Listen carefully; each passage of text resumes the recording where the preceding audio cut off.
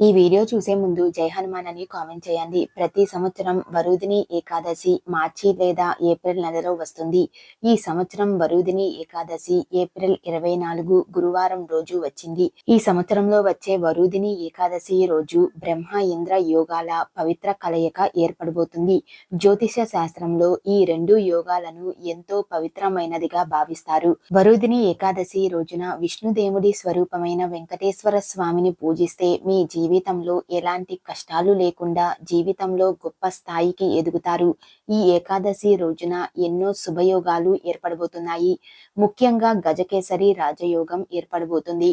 కాబట్టి ఇంతటి శక్తివంతమైన అమృత గడియల్లో ఎవరైతే ఇంట్లో పూజ చేసుకుంటారో అలాంటి వారికి కోటి జన్మల పుణ్యఫలం సిద్ధిస్తుంది. ఈ ఏకాదశి రోజున చేసే పూజలకు విపరీతమైన ధనలాభం కలుగుతుంది. అలాగే మీ భర్త సంపద విపరీతంగా పెరుగుతుంది. అంతటి శక్తి ఈ వరుదిని ఏకాదశికి ఉంటుంది. వరుదిని ఏకాదశి పూజా విధానం అలాగే శక్తివంతమైన పరిహారాల గురించి ఈ వీడియోలో తెలుసుకుందాం.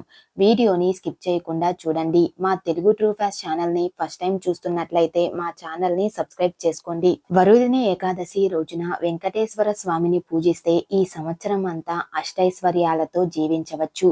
ఈ రోజున మీరు చేసే పూజలకు రెట్టింపు పుణ్య ఫలితం లభిస్తుందని పండితులు చెబుతున్నారు. అలాగే మీ జీవితంలో డబ్బుకు లోటు ఉండదు. మీ భర్త ఆదాయం రెట్టింపు అవడమే కాకుండా మీరు కోరిన కోరికలు నెరవేరుతాయి. అంతటి శక్తి ఈ వరుదిని ఏకాదశి రోజున చేసే పూజలకు ఉంటుంది. ఎందుకంటే ఈ వరుదిని ఏకాదశి రోజున ముక్కోటి దేవతలందరూ భూమిపైకి వచ్చి భక్తులను వీక్షిస్తూ వారి కోరికలను నెరవేరుస్తారు. కాబట్టి ఏకాదశి రోజున ఎవరైతే వెంకటేశ్వర స్వామిని పూజిస్తారో అలాంటి వారిపై ఆ వెంకన్న స్వామి కనక వర్షాన్ని కురిపిస్తాడు. వరుదిని ఏకాదశి రోజున స్త్రీలు ఉదయాన్నే నిద్రలేచి తలస్నానం చేసి ఇల్లంతా శుభ్రం చేసుకుని ఇంటి గడపలకు పసుపు రాసి కుంకుమ బొట్లు పెట్టి మీ ఇంటి ప్రధాన ద్వారం పైన గంధంతో స్వస్తిక్ గుర్తు వేసి ఇంట్లో పూజను ప్రారంభించాలి. ఏకాదశి రోజున స్నానం చేసేటప్పుడు నీటిలో కొంచెం పసుపు కానీ తులసి ఆకులను కానీ వేసుకుని తలస్నానం చేస్తే జన్మజన్మల దరిద్రం అంతా తొలగిపోయి జన్మజన్మల అదృష్టం కలుగుతుంది. ముఖ్యంగా ఈ వరుదిని ఏకాదశి రోజున పసుపు రంగు వస్త్రాలను ధరిస్తే చాలా మంచిది. ఏకాదశి రోజున వెంకటేశ్వర స్వామిని ఎలా పూజించాలి అంటే వెంకటేశ్వర స్వామి పటానికి గంధం రాసి కుంకుమ బొట్లు పెట్టి పూలతో నిండుగా అలంకరించుకోవాలి. అన్నిటికన్నా ముఖ్యంగా మీ పూజ గదిలో ఉన్న వెంకటేశ్వర స్వామి చిత్రపటానికి తులసి మాలను వేయండి.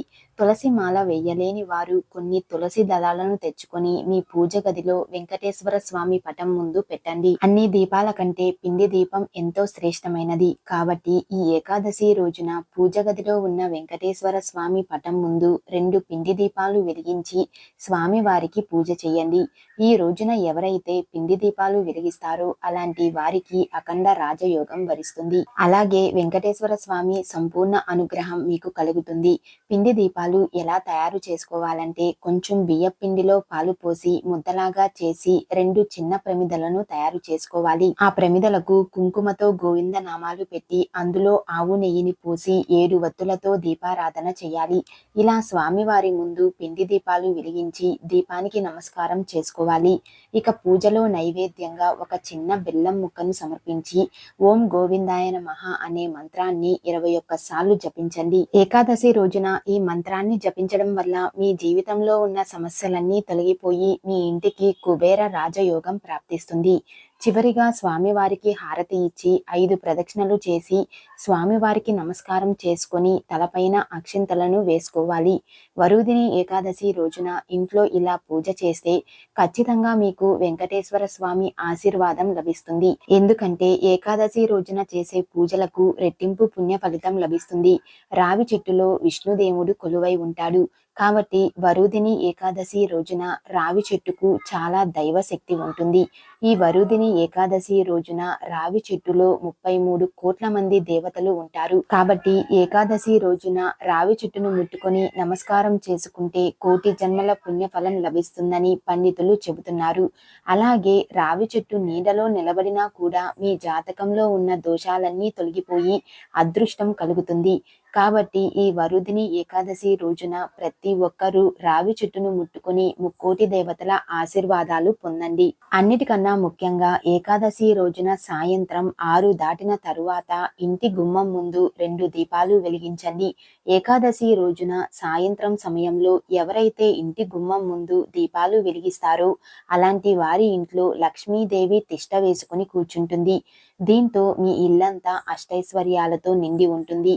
కాబట్టి ఈ వరుదిని ఏకాదశి రోజున మర్చిపోకుండా గుమ్మం ముందు దీపాలు వెలిగించండి. వరుదిని ఏకాదశి రోజున వెంకటేశ్వర స్వామి దేవాలయానికి వెళ్లి ధ్వజస్తంభం దగ్గర ఒక నెయ్యి దీపం వెలిగించి ధ్వజస్తంభం చుట్టూ ప్రదక్షిణలు చేస్తే మీ మనసులో ఏది కోరుకున్నా సరే ఆ కోరిక ఖచ్చితంగా నెరవేరుతుంది. ఎవరైతే డబ్బు సమస్యలతో ఇబ్బంది పడుతున్నారో అలాంటి వారు ఈ వరుదిని ఏకాదశి రోజున తులసి మొక్కలో కొంచెం పాలు పోసి తులసి మొక్క ముందు ఒక నెయ్యి దీపం వెలిగిస్తే లక్ష్మీదేవి ఆశీర్వాదంతో మీ డబ్బు కష్టాలన్నీ ఖచ్చితంగా తీరిపోతాయి. ముఖ్యంగా ఏకాదశి రోజున తలకు నూనె రాయకూడదు. ఒకవేళ ఈ రోజున తలకు నూనె రాస్తే ఆయుష్ తగ్గుతుందని విశ్వాసం. కాబట్టి పొరపాటున కూడా తలకు నూనెను రాయకండి. అలాగే ఈ రోజున నలుపు రంగు వస్త్రాలను ధరించకూడదు. ఏకాదశి రోజున ఒక నిమ్మకాయను తీసుకొని మీ పూజ గదిలో పెట్టి వెంకటేశ్వర స్వామికి నమస్కారం చేసుకుని తర్వాత ఆ నిమ్మకాయను తీసి మీ ఇంటి గుమ్మం ముందు కట్టండి. ఇలా చేస్తే మీ ఇంట్లో లక్ష్మీదేవి స్థిర నివాసం ఉంటుంది. మీ జీవితంలో ఉన్న డబ్బు కష్టాలన్నీ వెంటనే తీరిపోతాయి. ఏకాదశి రోజున ఉపవాసం ఉంటే కోటి జన్మల పుణ్య ఫలితం లభిస్తుంది. ఈ రోజున ఉపవాసం ఉన్న వారికి అష్టదరిద్రాలన్నీ తొలగిపోయి కుటుంబంలో సుఖ సంతోషాలు చేకూరుతాయి. ఉపవాసం ఉండలేని వారు చింతపండు, ఉల్లిపాయ, వెల్లుల్లి, ముల్లంగి దుంప, కందిపప్పు తినకూడదు. అలాగే ఈ రోజున ఉప్పును అస్సలు తినకూడదు. ఈ రోజున ఉప్పును తింటే అనారోగ్య సమస్యలు ఏర్పడతాయని నమ్మకం. ఈ శక్తివంతమైన వరుదిని ఏకాదశి రోజున గోవుకు ఆహారాన్ని తినిపిస్తే మీ కష్టాలన్నీ తీరిపోయి అఖండ రాజయోగం కలుగుతుంది. ఎందుకంటే గోమాతలో ముక్కోటి దేవతలు కొలువై ఉంటారు. ఈ వీడియో మీకు నచ్చినట్లయితే లైక్ చేసి షేర్ చేయండి. ఇలాంటి మరిన్ని అప్డేట్స్ కోసం మా ఛానల్ని సబ్స్క్రైబ్ చేసుకోండి.